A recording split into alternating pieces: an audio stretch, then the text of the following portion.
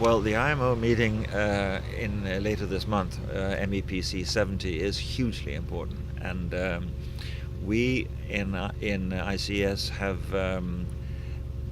we have really tried our utmost, along with our member governments and along with our flag administrations and all involved, to try and plead for the IMO to reach decisions on a few key issues. The one is this low sulfur, the low sulfur cap, where the debate is: will it be applied in 2020 or will it be applied in 2025?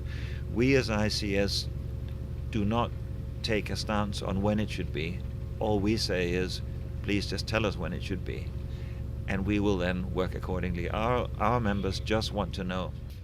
In a press release you recently sent out, you said shipping has a very good story to tell. What is that story?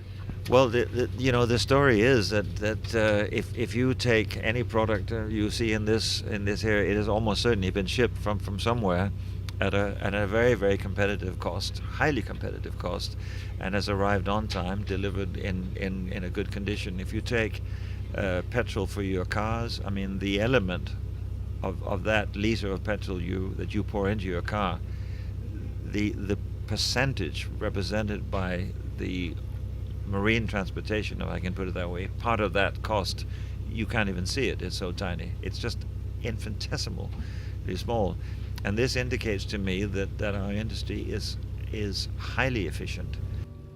Let's focus on Sweden. What is your opinion about the Swedish maritime sector? Well, I mean, the one thing about I've just come from Norway, and I think the one thing you can say that Norway and Sweden have in common is that innovation is very much alive, very healthy and kicking, and I mean, I am very impressed with what I've seen and heard today, because things are really happening here. And I mean, I've heard how far Sweden has come in terms of development of LNG as a source of propulsion for ships. I understand that Stena have got one vessel in operation operating on methanol, and I, to the best of my knowledge, that I think is the only one in the world, or if it isn't, it must be one of very few in the world.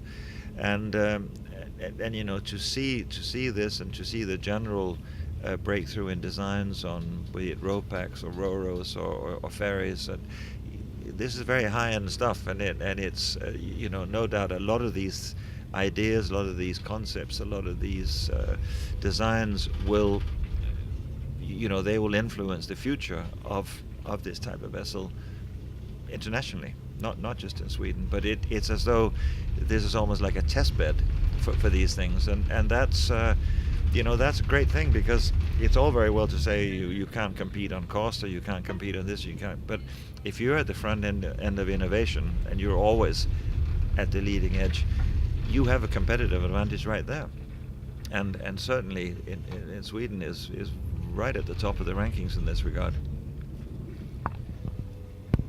What do you see as the future for shipping? I see the future of shipping as very bright. I think shipping is completely fundamental to everyday life. I think shipping contribution in pulling hundreds of millions of people out of poverty, shipping has made a very serious contribution towards that. And so I think as long as we have a world of reasonably free trade, I see shipping's future as very bright. What is, of course, worrying is that at a political level in some countries, particularly the US, there is an ominous sound of protectionism and barriers and so on, and that's a very bad thing for not just for shipping. Frankly, I think it's a very bad thing for the world and for the world economy, but it would impact shipping negatively. So I hope very much that this sentiment doesn't catch on too widely.